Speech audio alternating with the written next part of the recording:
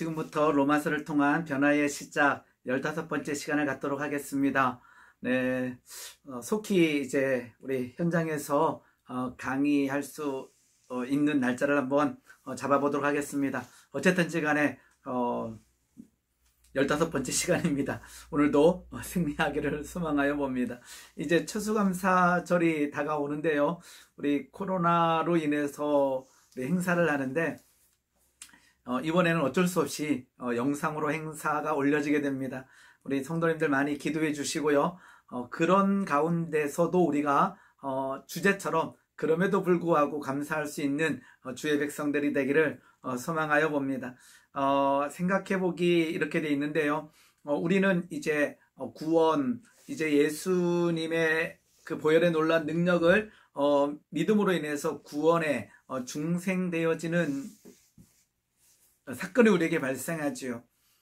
생각해 볼 것은 우리 마태복음에 나와 있는 1만 달란트 받은 자가 이제 탕감받은 이후에 100데나리온 빚진 자를 용서하지 못하는 그 내용이 나와 있는데요. 1만 달란트 탕감받은 자는 우리의 표현하게 되면 구원받았는가? 중생했는가? 그 시점에서 이런 질문을 던질 수가 있을 것 같아요. 그는 과연 어떠한 상태였을까라고 하는 질문을 던지게 되죠. 그는 진짜 탕감 받았는가? 저는 탕감 받았습니다. 그리고 그때는 이제 우리로 표현하게 되면 구원받았다, 중생했다라고 표현할 수 있지 않을까 생각해 보게 됩니다. 그러면 그 탕감 받은 자는 왜 용서하지 못했을까요? 그게 우리들의 모습이기도 합니다. 탕감받은 이후에 용서하지 못하는 삶을 살아가는 우리들의 모습. 굉장히 실은 엄청난 일이지요. 왜냐하게 되면 로마서 7장에 흐르는 내용이 그러하다라는 것입니다. 탕감받았는데, 중생했는데, 구원받았는데 우리의 삶이 하나님의 계명과 말씀을 온전히 지키는 삶이 아니라 다시 용서하지 못하고 우리들의 예전의 옛사람들의 습관들이 올라오는 모습을 우리가 과거에 은혜 받았지만 중생했지만 구원받았다고 고백하지만 나타나고 있다라는 거죠. 그래서 이제 구원파는 이 지점에서 그러하다면 당신은 구원받지 못했다라고 얘기하기도 합니다. 회개한다면 뭐 이런 식으로 얘기를 하지요. 즉 우리의 중생 사건 이후에 어떤 삶이 펼쳐지는가, 즉 중생했다 구원받았다 이후에도 우리들의 삶의 모습에는 죄와 싸워야 하는, 그 다음에 죄에 넘어지는 모습들이 많이 발견된다라는 거죠. 로마서 7장은 우리가 잘 아는 사도 바울의 고백, 오라 나는 공고한 사람이다라고 하는 내용이 나와 있는 곳입니다. 그래서요, 여기는 굉장히 많은 논쟁이 일어나는 장이기도 합니다. 어떤 부분에서 논쟁이 일어나냐 하게 되면 지금 여기서 공고한 사람이라고 말하는 그 당사자는 사도 바울인가 아닌가라고 하는 이 논쟁도 있어요. 이 사도 바울이 맞다면 이 사도 바울이 나는 공고한 사람이다라고 말하는 이 시점이 다메섹 사건 이전인가 이후인가라고 하는 논쟁이 일어나고 있습니다. 그 이유는 아까처럼 처음에 제가 질문 던졌던 그 내용과 비슷한 것 같아요. 즉 성령 충만함, 성령의 임재, 성령 세례, 뭐 이러한 사건 이후에 과연 우리는 넘어질 수 있는가, 죄를 범할 수 있는가라고 하는 질문과 맞물려 있다라는 거죠. 즉 아까처럼 사도 바울이 이제 다메섹 사건, 다메섹 도상에서 이제 회심하게 되죠. 즉 회심하기 전에는 뭐 공고한 사람이고 죄에 매여 있는 사람인 것은 당연하죠. 그런데 이 다메섹 엄청난 사건 이후에 이 A와 B로 한다면 이 B에서의 삶은 과연 어떠했을까라고 하는 질문을 던질 수밖에 없다라는 거죠. 즉 오라 나는 공고한 사람이다라고 하는 것은 A는 당연히 던질 수 있는 상황이고요. 즉 B라면 굉장히 실은 많은 논쟁이 일어나는 거죠. 성령에 충만한 사도 바울이 공고함을 표현했다고? 뭐 이런 질문을 던지게 되는 거죠. 즉 성령의 사람은 영적 패배를 당하지 않는다라는 주장을 하게 되죠.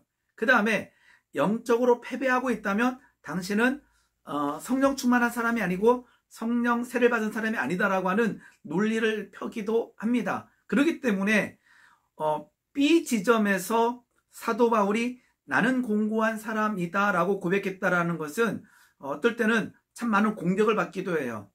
성령 충만한데 공고함, 죄에 무너지고 있다고 이렇게 되는 거죠. 그래서 그러한 주장을 하는 사람들은 사도 바울이 이 고백을 B의 지점으로 놓는 것이 아니라 다메섹 도상에서의 회심 사건 이전으로 놓아야만 하는 거죠. 그래야만 다메섹 사건 도상의 회심 사건 이후에는 어려움과 그 무너짐이 없다라고 하는 그 신학적 논리가 전개되는 거예요. 그래서 이렇게 주장하기도 합니다. 오라 나는 공고한 사람이다라고 느끼면 성령의 사람이 아니다라고 주장하는 학자들도 의외로 많이 있습니다. 자, 여기서 그러면 아까 말씀드렸던 것처럼 여기서 고백하고 있는 나는 사도 바울인가 아닌가라고 하는 논쟁. 근데 대부분 이제 사도 바울이라고 할 수밖에 없겠죠. 그 사도 바울을 이제 인정하게 되는데, 그렇다면 사도 바울은 다메섹 도상, 이게 다메섹 도상이라면 이전인가 아니면 이후인가라고 하는 논쟁이 지속되고 있습니다. 그러면 저는 이 지점에서 어떠한 입장을 가지고 이 지점을 설명해 나갈 것인가 라고 하는 것이 중요합니다. 즉, 이 B 지점이죠. 즉 중생한 이후에 회심한 이후에 여기서 영적 무너짐이 나타나는가라고 하는 질문에 저는 S라는 것입니다. 성령 충만하다, 성령의 임재, 성령 세례 이후에 무너짐, 즉 죄를 범할 수 있는가? 저는 S라고 보는 입장입니다. 그래서 수없이 많은 사람들이 아까처럼 죄를 범하고 있다면 중생하지 않은 게 아닌가? 죄를 범하고 있다면 구원받지 못한 것이 아닌가? 제가 아까 첫 번째 질문 던졌잖아요. 어떤 질문을 던졌나 그러면 1만 달란트 탕감받은 자, 여기가 이제 탕감이라고 한다면 여기서 이제 100데나리온 빚진 자의 멱살을 잡게 되죠. 즉 여기서 용서하지 못했다라는 거예요. 그런데 이 지점이 진짜인가 가짜인가라는 거죠. 용서하지 못했으니까 이 탕감받은 이 지점이 가짜가 아닌가라고 하는 질문을 던지게 되는 거예요. 저는 이 탕감도 진짜이고 용서하지 못한 모양새도 진짜라고 보는 거죠. 즉 우리의 모습에 구원, 중생 이 지점을 지난 이후에 여전히 우리 가운데 용서하지 못하는 그 용서를 가지고 싸워야 하는 그 모양새들이 이 지점에서 그대로 남아있다라는 거예요. 그래서 아까처럼 1만 달란트 탕감받은 자, 이거는 진짜예요. 그런데 그 이후에 용서하지 못하는 1만 달란트 탕감받은 자의 행위, 그것도 진짜예요. 아까처럼 구원받은 자, 그건 다음에 하도록 하겠습니다. 아까처럼 중생받은 사람의 영적 갈등을 이야기하고 있다? 맞습니다. 아까처럼 지금 로마서 7장은 사도 바울이 다메섹 도상 이전의 마음이 아니라 다메섹 도상 사건, 회심 사건 이후의 모습을 이야기하고 있고, 그 말은 무엇이냐 그러면 오늘 우리가 무너짐을 경험할 수 있다는 거죠. 그 무너짐을 경험했다고 하더라도 우리가 경험했던 중생, 우리가 은혜를 누렸던 그 은혜, 성령 충만, 성령 세례, 이것은 가짜가 아니라는 거예요. 즉 회심도 진짜고 오늘 사도 바울이 오라 나는 공고한 사람이다라고 고백하는 그 모습도 사도 바울의 모습이고 실은 우리들의 모습이라는 것입니다. 자, 아까처럼 우리가 은혜를 받습니다. 은혜 받은 이후에는요 어떤 일이 일어나냐면 로마서 7장 9절 봤더니 전에는 율법을 깨닫지 못했을 때에는 내가 살아 있었어요. 내가 살아 있었는데 그런데 계명을 알았더니 하나님께서 만드는 계명을 온전히 알았더니 죄는 살아나고 나는 죽었다 되어 있어요. 죄가 나타나고 내가 죽게 된다라는 거죠. 그 다음에 7장 13절에 오직 죄가 죄로 드러나기 위하여 선한 그것으로 말미암아 나를 죽게 만들었으니 이는 계명으로 말미암아 죄로 심히 죄되게 하려 함이라. 이것은요, 죄를 인식하고 있다라는 거죠. 은혜를 받기 시작하게 되면 죄가 우리 앞에서 사라지는 것이 아니라 은혜 받은 다음에는요, 죄가 죄로 보이는 거예요. 이 말씀을 하게 되게 되면 예전에 은혜 받지 않았을 때는요, 죄를 지면서도 죄로 인정하지 않다가 은혜 받은 이후에는요, 율법으로 인하여 하나님의 계명과 말씀으로 인하여 요만한 것도 우리의 마음에 찔림이 오게 된다라는, 그게 은혜 받은 자의 특성이에요. 그래서 율법을 알고 나게 되면, 즉 은혜 받은 이후에 율법이 사라지는 것이 아니라 은혜 받고 하나님의 말씀, 은혜를 율법을 알게 되면 죄가 더 크게 보이고 더 악해 보이는 일들이 나타나게 됩니다. 즉 아까처럼 율법 앞에서 우리는 죽게 되지만 그런데 그 상태에서 살아가면 아무런 일이 일어나지 않는데 어느 순간에 다른 모습이 발견되는 것을 저나 우리 성도님들이나 다 알게 된다라는 거죠. 분명히 우리 은혜 받을 때는 나는 죽었어요. 나를 죽게 만들었지만 어느 순간에 그 다른 모습이 우리 가운데 나타나게 된다라는 거죠. 다시 한번 은혜 받으면요, 이제 하나님의 말씀과 계명을 지키고 싶어 합니다. 이제 내가 하나님의 말씀을 지켜야지. 하나님의 말씀을 따라서 복을 따라서 살고 하늘의 복을 누려야지. 뭐 이런 마음들이 오게 되죠. 그런데 은혜 받은 이후에 내가 하나님의 말씀을 온전히 지키려라 그랬는데 7장 21절 말씀처럼 그러므로 내가 한 법을 깨달았느니 곧 선을 행하기 원하는 나, 즉 은혜 받아서 선을 행하기 원하는 나에게 뭐가 있냐 그러면 여전히 중생 이후에도, 여전히 회심 이후에도 악이 있는 것을 발견하게 된다라는 거죠. 이게 어려움이라는 것입니다. 선을 아까처럼 은혜 받은 이후에 내가 이제 하나님의 말씀을 지켜야겠지만 여전히 내 삶 가운데 악이 함께 하고 있음을 발견하게 되죠. 그렇기 때문에 내가 받은 은혜가 진짜인가? 라고 고민하게 된다라는 거죠. 근데 그 은혜도 진짜고 악이 있는 것도 진짜예요. 왜냐 그러냐면 여기 말씀처럼 곧 선을 행하기 원하는 나, 즉 은혜 받은 나에게 악의 모양새가 나타나고 있다라는 것입니다. 다시 은혜를 받으면요, 율법이 더 명확해져요. 아까처럼 그러니까 죄가 아니던 게 죄로 여겨지게 되고요, 더 조심하게 되고요, 더 하나님의 말씀대로 살기 원하게 되고요, 하나님의 뜻 가운데 살아가기를 원하게 돼 있어요. 근데 아까 말씀드린 것처럼 여전히 다른 모습이 발견되는 거예요. 그러니까 이게 엄청난 충돌인 거죠.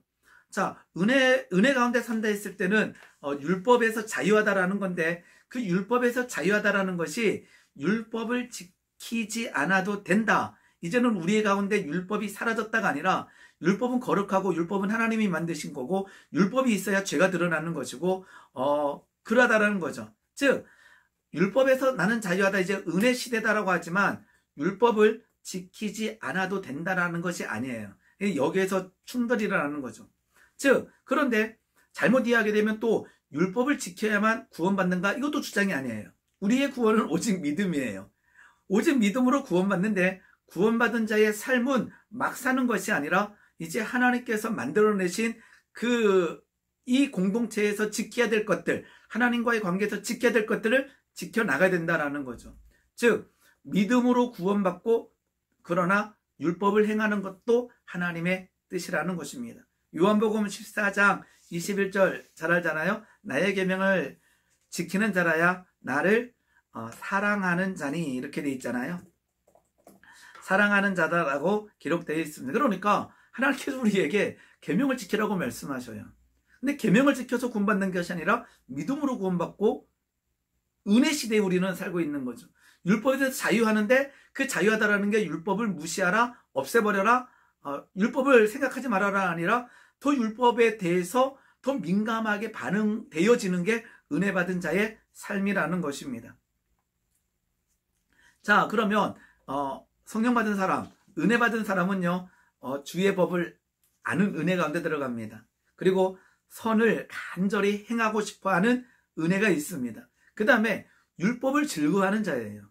율법을 즐거워하는 은혜가 있게 된다라는 거죠. 이게 성령 받은 사람들의 모양새입니다. 하나님의 법을 알게 되고 그 법을 지키려고 노력하게 되고 지키고 싶어하고, 그다음에 그 율법을 즐거워하는 자가 바로 은혜 받은 자의 삶의 모양이라는 것입니다. 율법을 없애는 것이 아니라 율법을 즐거워하는 모양새가 은혜 받았을 때 따라온다라는 거예요. 그런데 이제 그러나예요. 이게 로마서 7장에 흐르는 사도 바울이 고민했던 부분이고 우리가 여전히 고민하는 부분이기도 합니다. 자기가 원하는 대로 행하지 않는 자신의 모습, 아까처럼 은혜 받은 자, 하나님의 법을 알게 되고 하나님의 명령을 따르고 싶어하게 되고 율법을 즐거워하게 되는데 내 속에 그러한 마음 위에 다른 한 모양이 나타난다라는 거죠. 그게 로마서 7장 15절에 내가 행하는 것은 내가 알지 못하노라 곧 내가 원하는 것을 행하지 아니하고 도리어 미워하는 것을 행함이니라 이렇게 되어 있습니다. 아까처럼 내가 원하는 것, 하나님의 은혜를 드렸으니까 하나님의 말씀대로 살고 율법을 준행하고 율법을 즐거워하고 하나님의 기쁨이 되고 수없이 많은 이 원하는 것들이 있는데 도리어 내가 싫어하고 하나님이 싫어하는 일들을 행하게 된다라는 거죠. 로마서 7장 18절에도 내 속 곧 내 육신에 선한 것이 거하지 아니하는 줄을 아노니 원함은 내게 있으나 선을 행하는 것이 없노라. 이게 얼마나 실은 믿음의 길을 걷는 자에게 절망과 좌절을 가져다 주는 모습이기도 하다라는 것입니다. 계속 한번 보면서 나가겠습니다. 자, 죽은 줄 알았던 옛사람이 아까처럼 은혜 받았을 때 막 자유하고 기쁘고 기쁨, 구원의 감격과 은혜 가운데 있는데 여전히 옛사람이 살아있음을 스스로 발견하게 되는 거죠. 이때 어떠한지요? 막 기뻤을 때는 모든 것이 다 이루어질 것 같은데 점점 뒷걸음치게 되고 내 속에 나타나는 그 악독의 모양들을 발견할 때마다 내가 진짜 은혜 받은 사람인가? 라는 생각이 들게 만듭니다.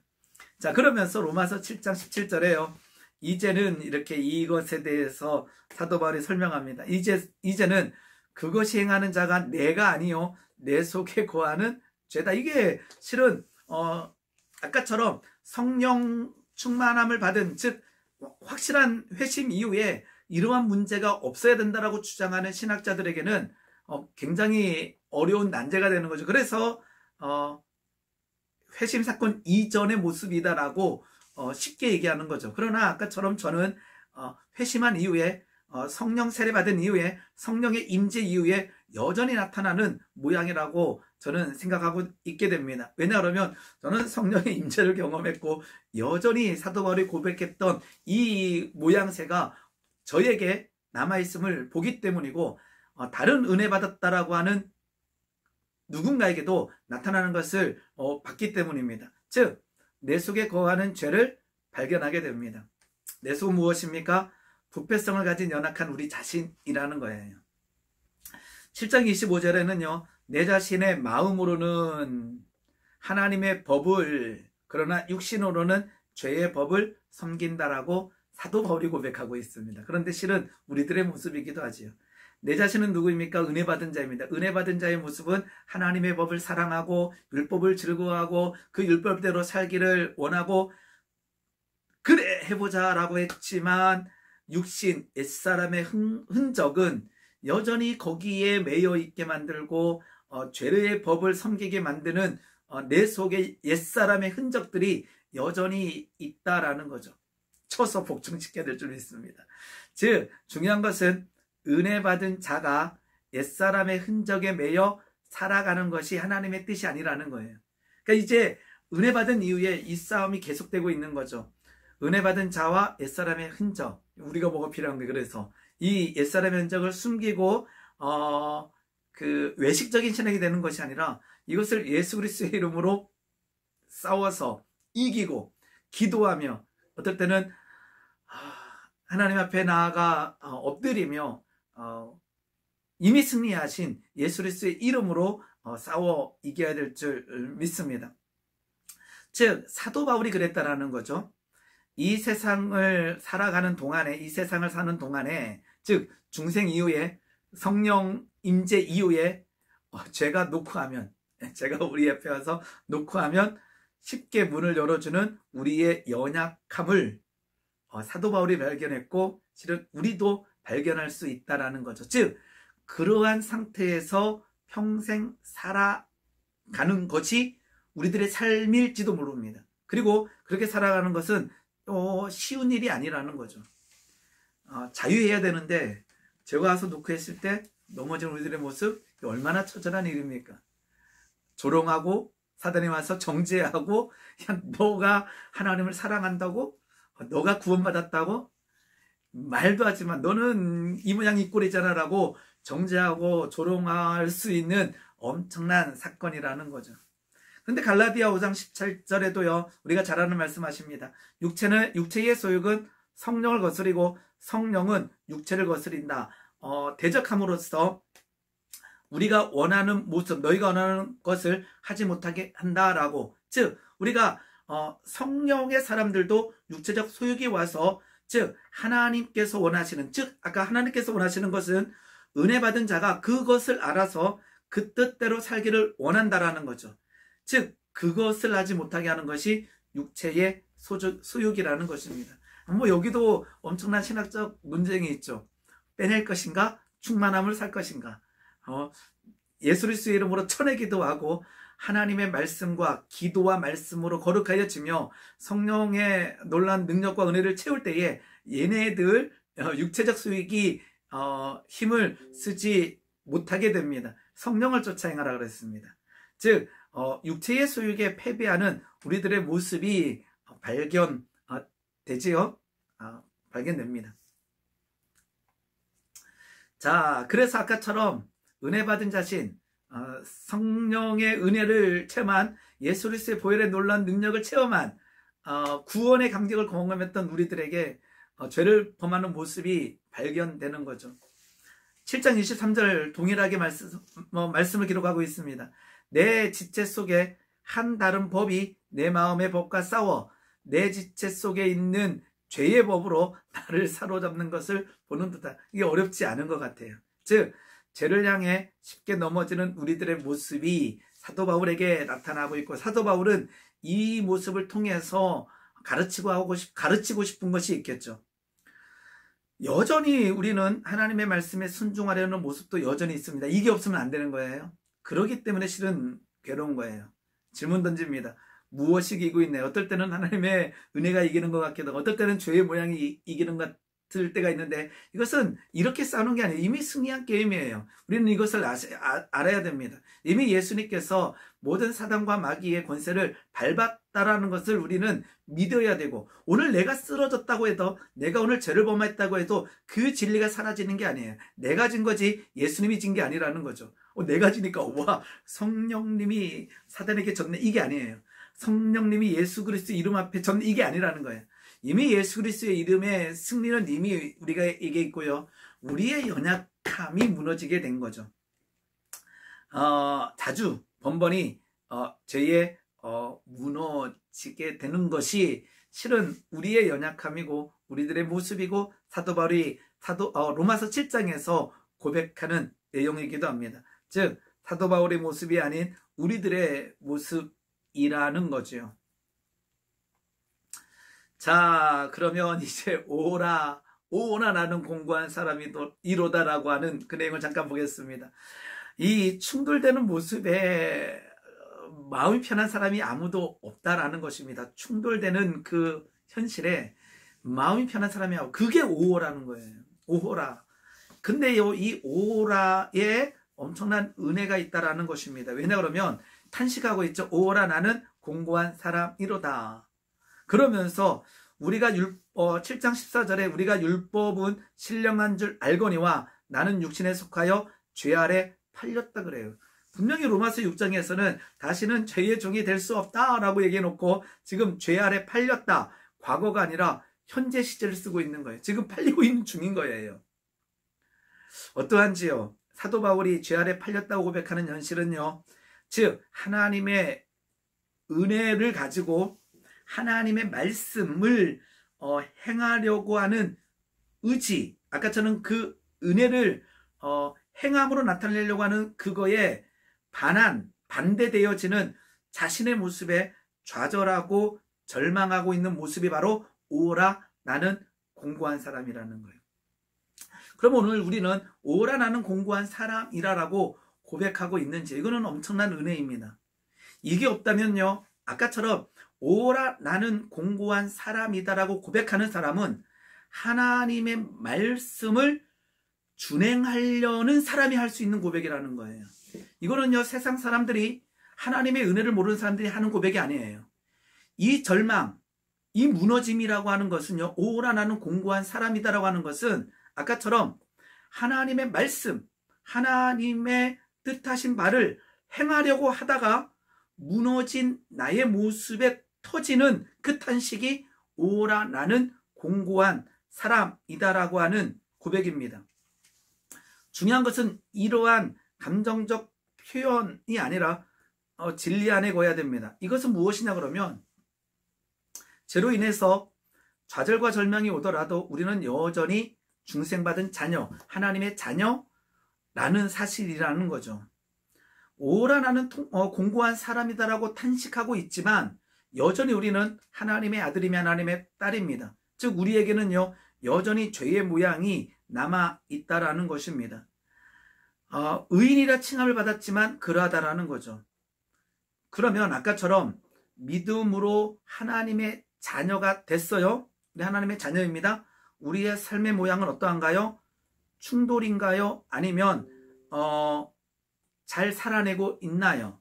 근데 아까처럼 하나님의 말씀을 온전케 지키기 위한 그 마음을 가지고 나아가는데 지고 있다, 무너졌다, 그때 탄식이 나오는 거죠.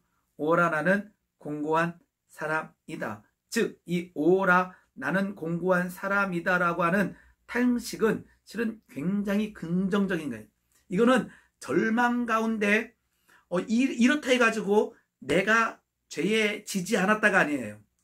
죄에 졌다라고 하는 것은요, 죄를 인식하고 있다라는 거고요, 그 죄는 하나님의 계명을 인식하고 있다라는 거고, 하나님의 뜻 가운데 살려고 하는 나의 삶의, 나의 마음의 상태가 나타났기 때문에 그 가운데 지는 모습에 탄식이 터지는 거예요. 그래서 이것이 긍정적이라는 거예요.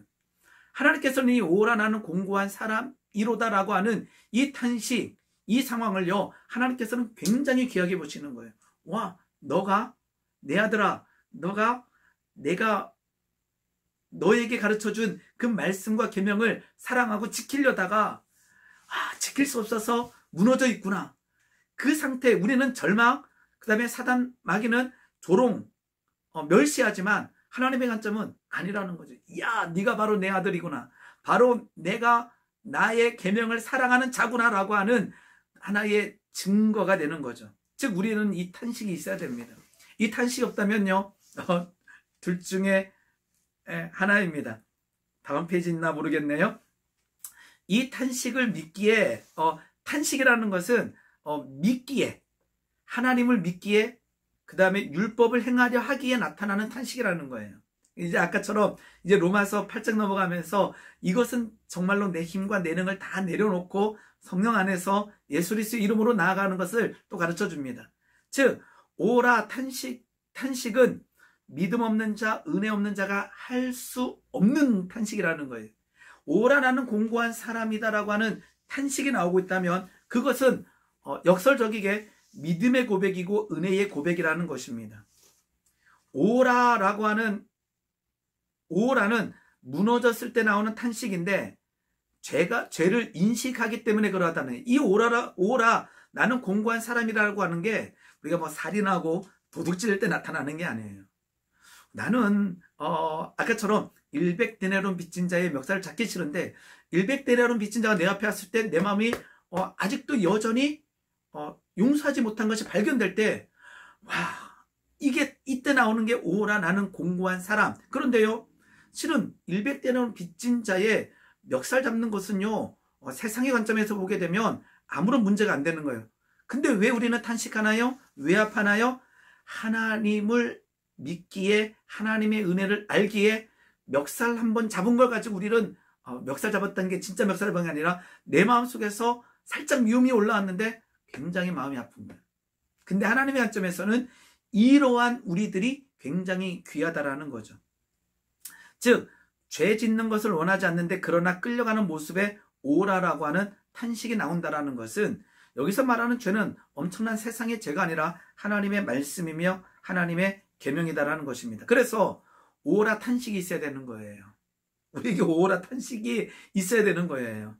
즉, 아까처럼 오라 탄식이 우리에게 없다면 두 가지 중 하나일 수가 있습니다.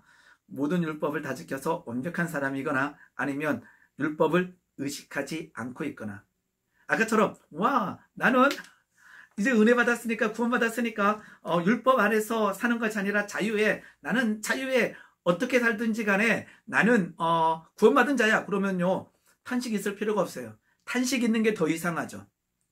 그리고요, 모든 율법을 다 지키고 있다면요, 여전히 그냥 탄식할 필요가 없죠. 왜요? 모든 율법을 다 지키고 있으니까. 그런데 우리는 이 중간에 있는 거죠. 율법을 알고 율법을 지키려고 하고 하나님의 은혜 받은 자이고 하나님을 사랑하는 자이고, 그런데 여전히 내 속에 올라오는 옛사람의 모양새들이 나올 때 오라 나는 공고한 사람. 그런데 아까처럼 이것은요, 우리에게 절대적으로 필요한 모습이기도 합니다. 즉, 은혜하는 자, 계명을 지키는 자가 오라 탄식하게 된다라는 거죠. 아까처럼 탄식의 근원은요, 우리가 세상법을 어겨서 한 것이 아니라 하나님을 알기에, 하나님을 믿기에, 그리고는 그 가운데 말씀을 지키지 못했기에 나오는 모양새라는 것입니다. 네, 오늘 탄식이 터지기를 원합니다. 오라 나는 공고한 사람이다. 즉, 오라 나는 공고한 사람이다라고 하는 탄식은 믿음이 있다라는 것입니다. 또 다른 탄식이 있는데, 아까처럼 이사야는 죄 가운데 탄식한 것이 아니라 화로다 나여 망하게 되었다. 여기도 그러한 비슷한 탄식이죠.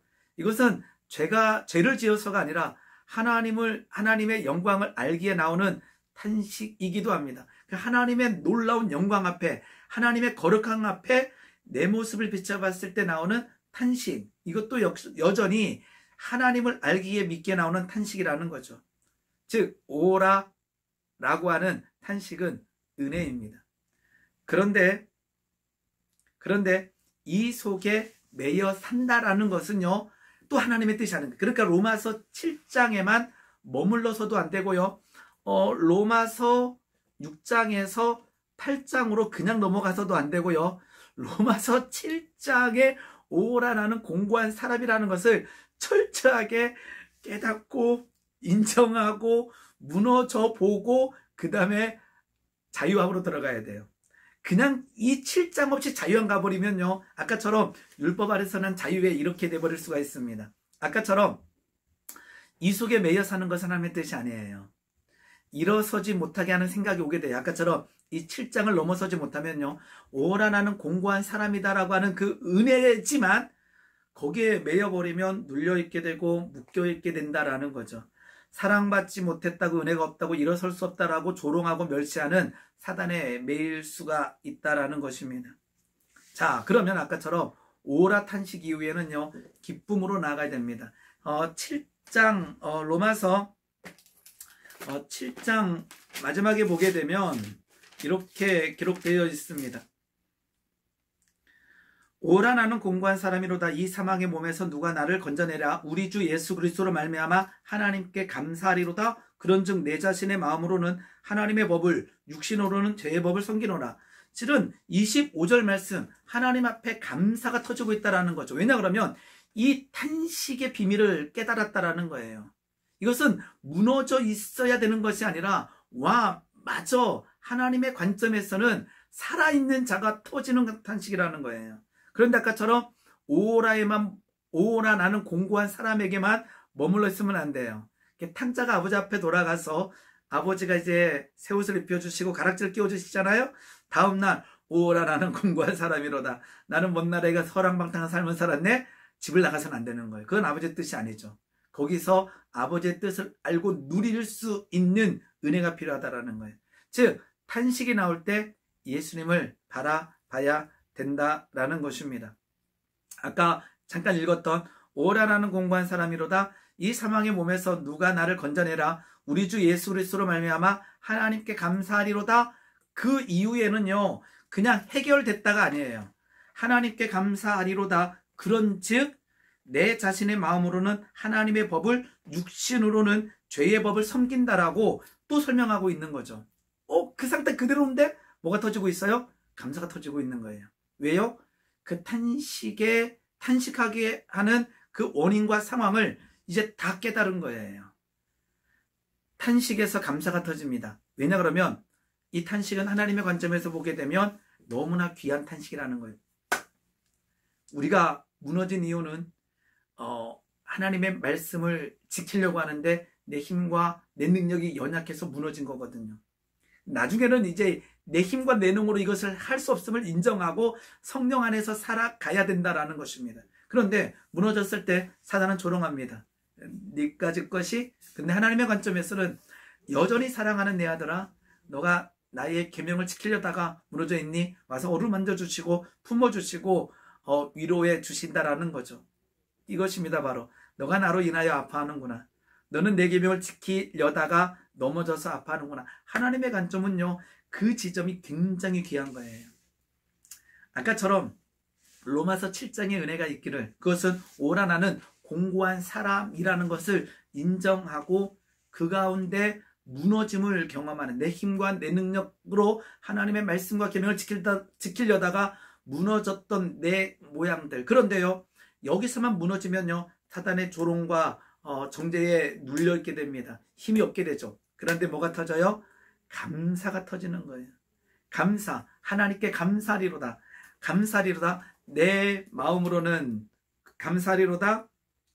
내 자신의 마음으로는 하나님의 법을, 육신으로는 여전히 죄의 법을 섬기고 있지만 감사가 터지고 있는 거예요. 두 가지가 일어나기 원합니다. 오라 나는 공고한 사람이다라고 하는 그 가운데 들어갔을 때 하나님의 마음을 알며 깨달으며 감사가 터지는 은혜가 있기를 소망하여 봅니다. 오늘 여기까지 하겠습니다. 애쓰셨습니다. 감사합니다.